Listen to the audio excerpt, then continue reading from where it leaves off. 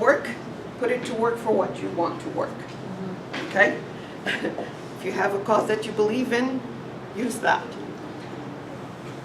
And there's small business and self-employment income that has to be taken into account. Again, there's certain tax deductions that you have to be aware. Consult a tax accountant. These are the ones that I know for small, medium enterprises. There's more. Please call an accountant. So, last but not least, there's also wage subsidies. So I've talked at that at the beginning. Again, nepotism is not allowed, so you cannot ask wage subsidy for your son or your daughter.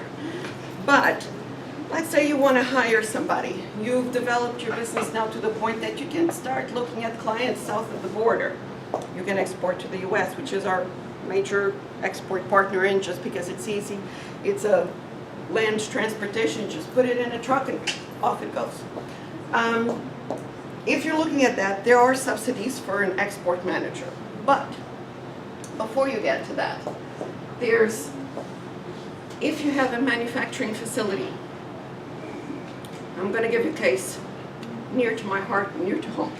There was a young woman, entrepreneur, who decided to go to the upholstery companies and pick up their scraps. Okay?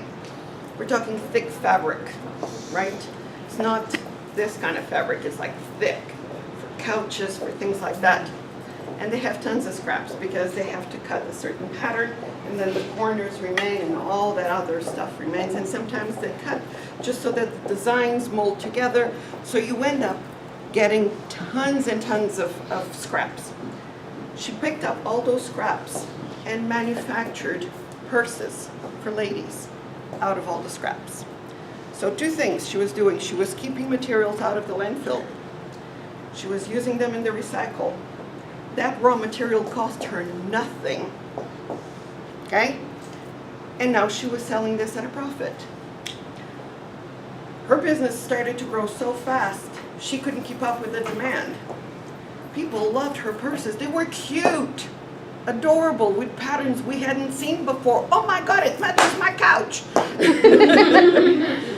So it was kind of like, and she was desperate for people. She couldn't find enough people for the sewing machines to get the bags out in time. That's when this came into play. So she went out and she said, anybody who wants to come work for me, I'll pay double what anybody else pays. But guess how she could afford that? She went to an apprenticeship job creation tax credit.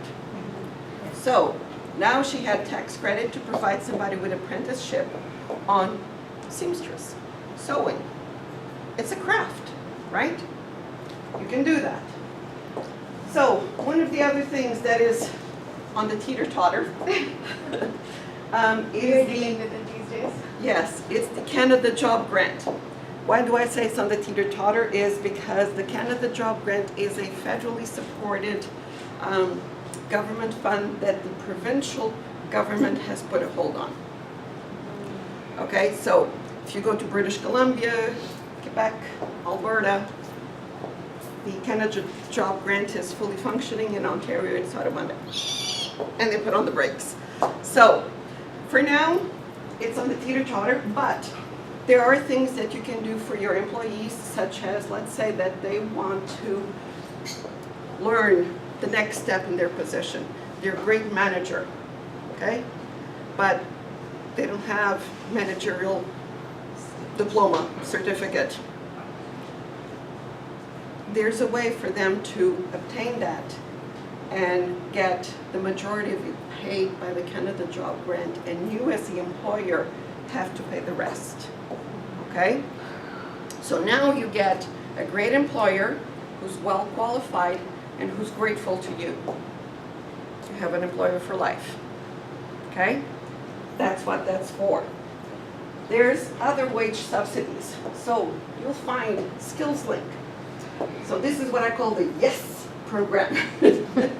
It's the Youth Employment Strategy Program.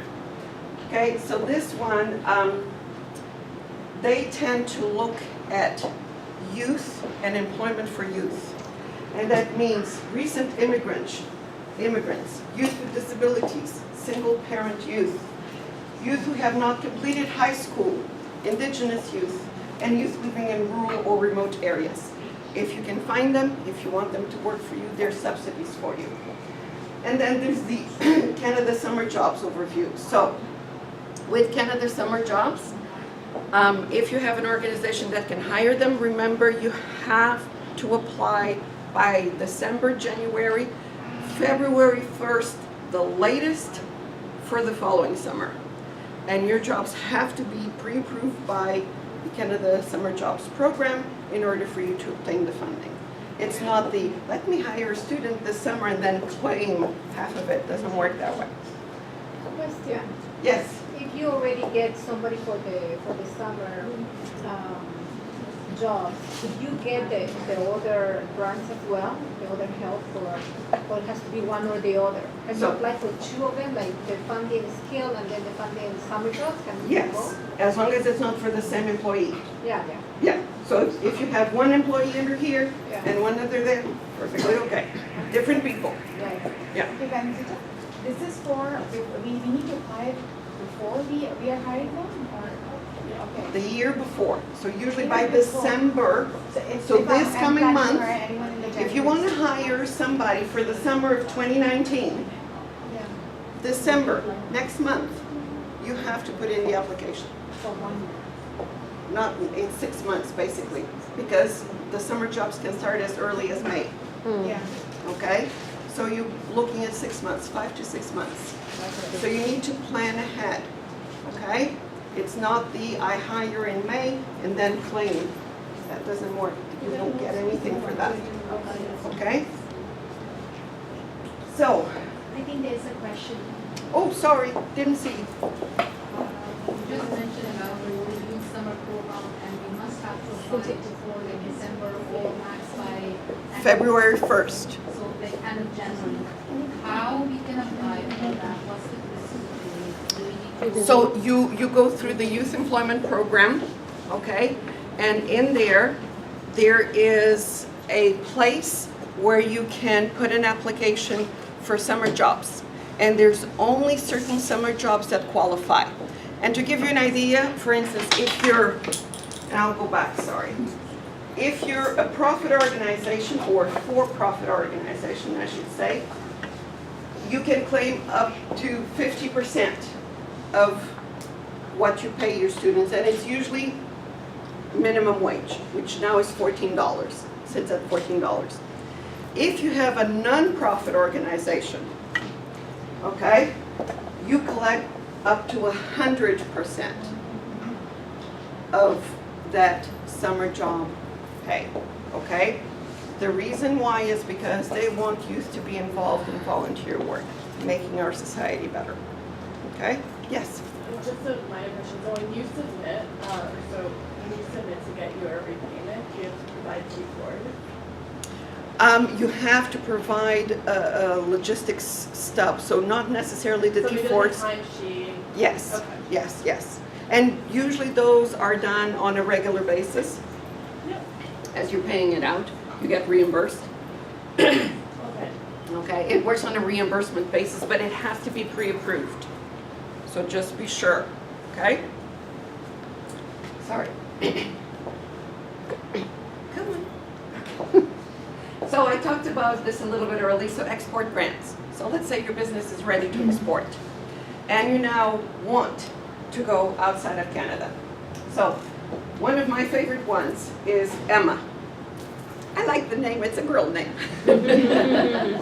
So Emma is run by the OCC, which is the Ontario, now the name escapes me. I know the acronym, and the Ontario Commerce Corporation, I think. Anyway, they're an Ontario organization, okay? So only for businesses in Ontario. So your pool of people coming to get that fund is only for Ontario. So you don't have to compete nationally. You only compete with other organizations in Ontario. One of the things is that you have to be a business in Ontario for over 2 years. You have to have done at least $300,000 in annual sales. So your business has to be sizable. Wow. Okay, it's not a beginner business. You have to have between 300 and 500 employees. Anything over 500 is considered a large corporation. They don't need the funding. Obviously. And you have to comply with all the regulations, and there's a ton of regulations. One of the ones that I will tell you the most is that your product has to be a Canadian product. Okay? So you cannot import something from China, bring it to Canada, and then say, now I want to export it to the US. It doesn't work that way. It has to be a Canadian product. Even if it's made in some other country? It has to be made in Canada. Made in Canada. Okay. Okay? It has to be made in Canada. It has to have that Canadian. Okay? So if you have a Canadian product, you can import the fabric, but as long as you change it into a garment, and the It garment has is to be made in made. Canada, you're good to go. Okay? Let's say you're selling t-shirts. Lack of a better idea at the moment. You're selling t-shirts, and your t-shirts are unique. They have beavers on them, and they have mooses on them, and polar bears, and they're all Canadian. Okay? You want to export them. You want to do Canadian chicks rock. Okay? That's your t-shirt. You want to sell it. Now, how do I sell it? How am I going to go elsewhere and sell something that is typically here? Well, there's a way. There's expos and fairs and things like that that you can go to. That's what this money serves, okay? So, give you an idea, it covers at least 2 people, their airfares, the price of the rental at the expo, the price of the booth, the design of the booth, any research material that you do, a per diem up to $250 per person that covers your hotel and meals, any transportation of the place that you're going to go to the fair. Any of those expenses, it pretty much covers. And up to 50% of all your expenditures to a maximum of $250,000. That's a lot of money. So that means you can spend up to $500,000. Not that many of us do, but it's pretty good. So I know people who go out to New York for an expo because a lot of people come to New York. It's a big hub. They rent a booth. They planes, flights, transportation, hotels, meals, you name it. It's all covered. Half of those, keep your receipts, do a report, you'll get reimbursed. Okay? So if you cannot get Emma, I have to put a disclaimer, other conditions apply. Yes, there's a ton of conditions. There's 3 pages of conditions. But this is the gist of it. So, if you don't get the provincial one because your product is not made in Canada, it's a composite. Half of it's made here, but the other half is imported. It's a machine, it's complicated, whatever the case may be. There's a federal program. Same idea. Under this one, you get up to $99,000 reimbursed. It's $1 short of $100,000. Okay, so let me say $100,000. The minimum you can request is $10,000. So that means your minimum expenses to go abroad for export has to be $20,000 to apply for this, just because it's a federal program. Whereas Emma doesn't have minimums. If you say it only costs you $10,000, they will reimburse you $5,000. Okay, no big deal. Sorry, and is this for multiple, like, expo events? Or? It can be multiple, as long as they're not in multiple years. So for instance, a furniture company has an expo in High Point, North Carolina, and another one in New York. You can apply for those 2 in the same year. 2019, they're doing 2, you can apply for 2. Show your projected expenses, as long as they're within the budget, you're good. Now, I should rephrase that, because you can go over budget. And you resubmit, yeah, if you don't, it's a. You can't resubmit. So let's say you have 2 expos, and it costs you $700,000. Okay? You will only get $250,000. The other one, you're on your own. Oh, okay. So, and then if, let's say, if you approved for, let's say, $20K, but then your plan changes. Let's say you decide to go to only one event, but the costs are the same. That's a one-on-one basis. So for instance, you can design your booth to be transportable and used from one venue to the next. Yeah. But your rental is two different expenses. Okay. But now you have freight and storage of the booth because one expo is in June and the other one's in December. Yeah. Right, so you have to manage all those expenses. If something changes, you have, because you sign an agreement with these institutions, you have to write an amendment to your agreement. That's what I mean, like an amendment Yeah. before you spend the money, Before, right? exactly. Okay. So everything before, do not make any expenses before you submit an application, okay? If you incur expenses before you submit an application, 9 times out of 10, you will be refused your application, okay? So again, read, be very careful. Okay, so we've talked about export grants. Now comes the fun part. There are first steps to be taken, and this is why I'm here. I say, if you want to do business, get your head out of the water and get all your ducks in a row. So, what I mean is a Canadian expression. That means you have to align everything in your business. Okay? So, even if you have a business, and the majority of these actually ask you to have a business in place, make sure you have a business plan, okay? It has to be in a written form, it has to make sense, it has to be clear, it has to be concise, it has to be complete, and it has to be correct, please. Okay? Next thing that you need to do is to believe in yourself. Trust yourself. No one knows your business like you, okay? And I'm going to say something nasty, but everybody believes a bullshitter. Why? Because he believes in himself. Simple as that, okay? You have to trust yourself. If you go there and you go, well, I'm not sure, I think so, who's going to lend you money?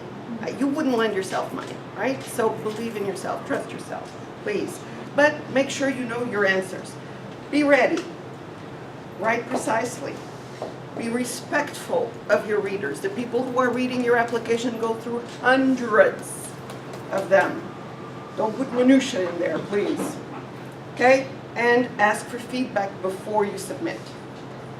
Have a partner, have someone you trust read it and give you feedback. It's very, very important. And please, I am begging you for all that is precious, okay? Write clearly. And here's what I mean. According to the research at Cambridge University, it doesn't matter what order the letters in a word are. The only important thing is that the first and the last letter be in the right place. So the rest can be a total mess, and you can still read it without a problem. This is because the human mind does not read every letter by itself. It reads the word as a whole. I can read that, no problem. Will I give you a grant? No way. There is no way I would ever allow somebody who sends me a work like this to get a grant. So, again, be precise, write concisely.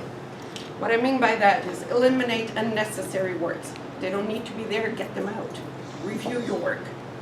Make sure that you stay away from vague words, like better, faster, similar. Oh, it's like. No, it ain't. It is or it isn't. Otherwise, don't put it there. Okay? Don't create long sentences. Don't string them along like you're talking to your best friend. No.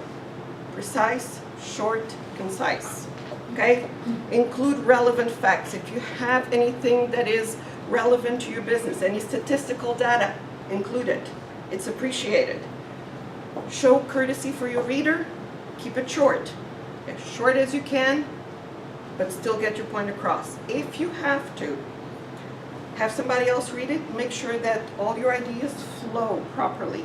You're not going back and forth into things. Use concrete words wherever you can, and make sure it makes sense overall. Usually what I tell the people is your basics is 5 W's and an H. Who, what, when, where, why, and how. If you cannot tell me that, you don't have a business plan. If you cannot tell me who you are, what are you doing, when are you planning to do it, where are you going to do it, why do you think this is a good idea, and how are you going to accomplish that? You don't have a business. Don't do it. Answer these. Then you have a business. Okay? Lastly, make a checklist. All the points you want to cover in your business plan. Empathize with your reader. Remember, they go through hundreds of them. Okay? Restate certain factors for effectiveness. If you think that's important, say it again later on. Okay? Give something extra when appropriate, and this is your supported data, your reports, your studies, your anything like that. Okay? So, business plan. This is where you start. Overview. You have to have a description of your plan. Forgive me, I need to put my little old lady glasses here. So, in your business plan, you need a brief description of the nature of your business, the major factors, and business of your industry, okay? You're gonna have to talk about your demographics, economic, social, and cultural factors.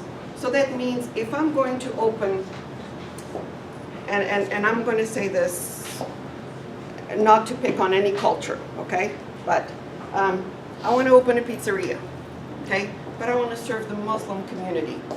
I want it to be halal. Am I saying it right? Okay.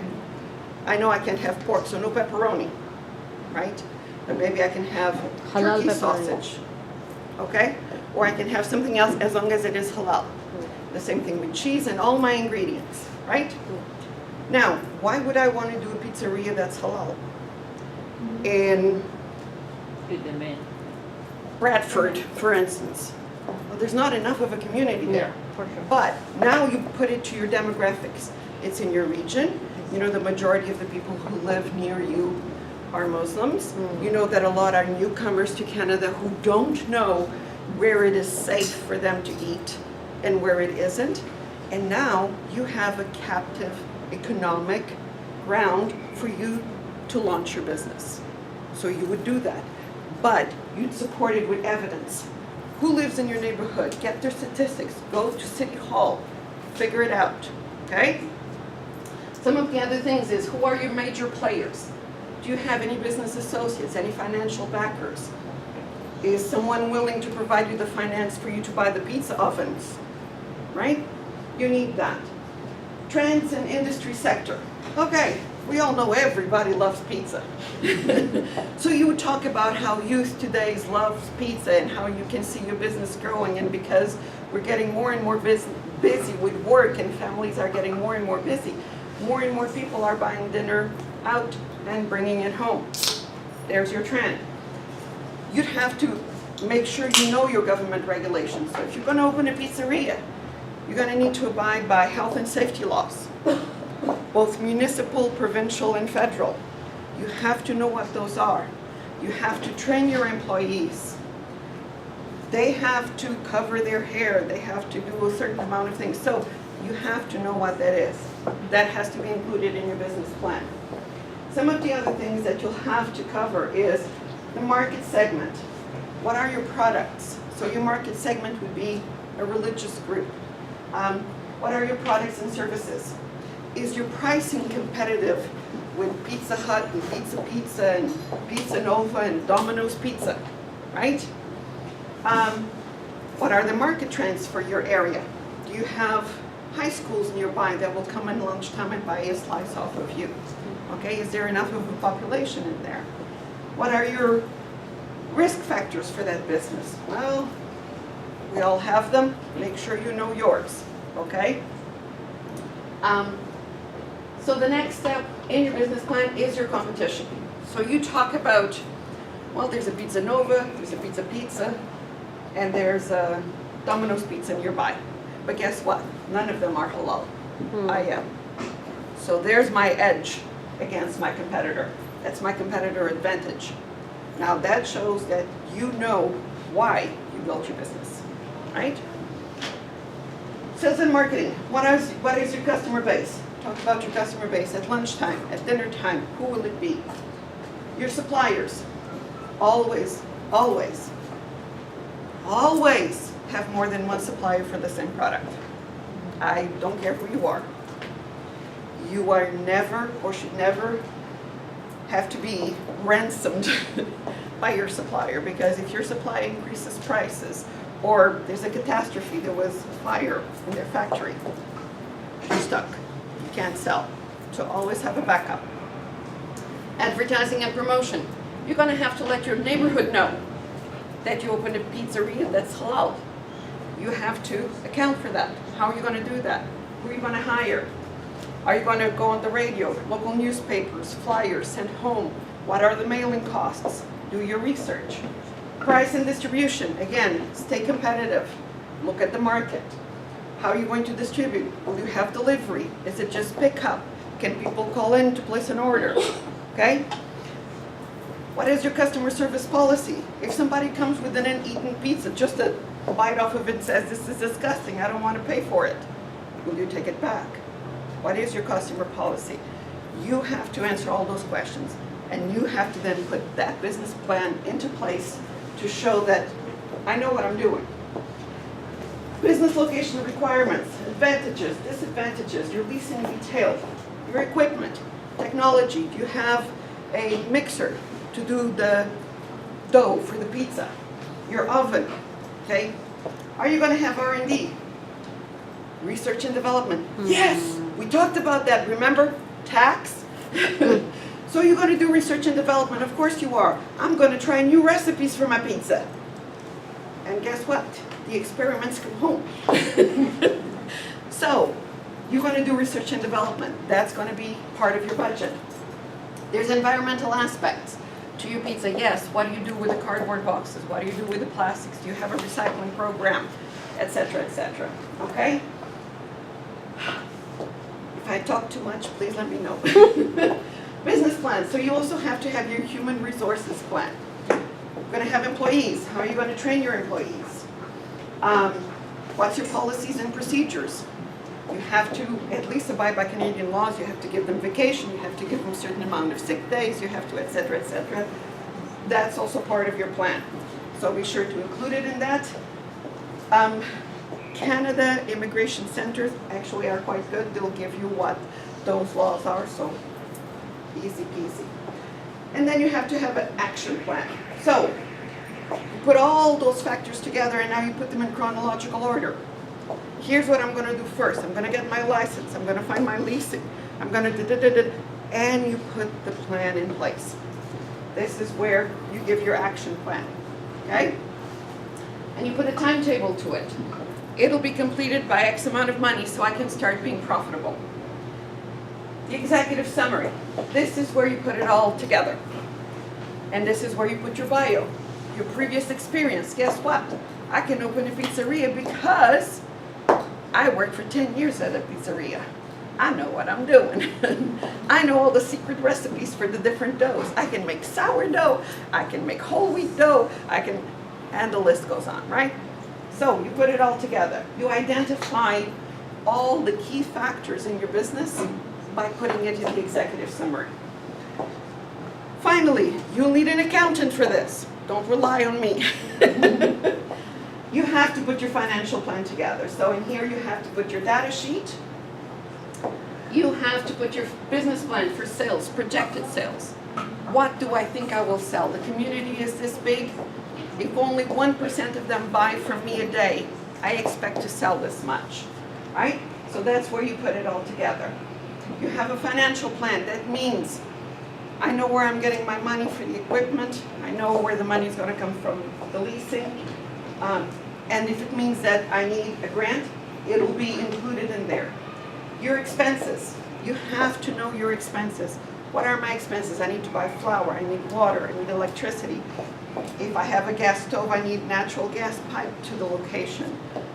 There's the leasing costs. There's the licensing fees. There's food inspections. There's etc. The list goes on and on and on. You have to figure those out, okay? You have to list them. It has to be complete. You will have to do projected income statements. So, money coming in versus money going out. Again, ask an accountant, don't ask me. And you have to do a statement of financial proposition. So usually, I will tell people project 4 years in advance, okay? That is a good business plan. If you can see 4 years into your future with reasonable calculations, you're good, okay? Finally, cash flow for 2 years, financial requirements. What are your performance indicators? How are you going to judge if your business is doing well or not? Okay? Your personal status and any direct backers. I personally suggest 2. That means that if you come into a glitch, your oven broke down, and because you bought it secondhand, there's no warranty on it. You can't cook pizza without an oven. Is there somebody who's willing to come in at the last minute and help you so your business stays afloat? Okay? Character references, if you have, it's not listed there, but I'm telling you, character references, if you have at least 2, add them. Okay? It's good to have. Oh, last but not least, you wait. Okay? So if you put in an application for backers, lenders, grant providers, bankers, loan officials, any kind of thing, there's that moment where you're like, please come today. And most of the people who help you will suffer along with you because we all want it to come, the quicker the better. Usually there's reason to celebrate, okay? 90% of the times there is reason to celebrate. I have to tell you that the majority of business propositions that receive a no, it's not because the plan is bad. Because if you go through this exercise, you know if you have a good plan or not, okay? And usually people who don't have a good plan can't finish this. Those who do have a good plan will submit a proposal. The only reason why they got a no is if there's lack of budget, okay? Again, don't despair. If you get turned down, don't give up. There's always next year. If you have a sound business plan, it will just need revisions. So some of the things that I can tell you of people that, and as I mentioned before, you have to try to succeed, okay? Success does not come easy. So one of the things I teach my kids is inspirational stories. Success only comes through failures, okay? There's no other way to succeed. I'll give you an example. She was demoted from her job as an anchor because she wasn't fit for television. Does anybody know who this is? Oprah. You got it. This is Oprah.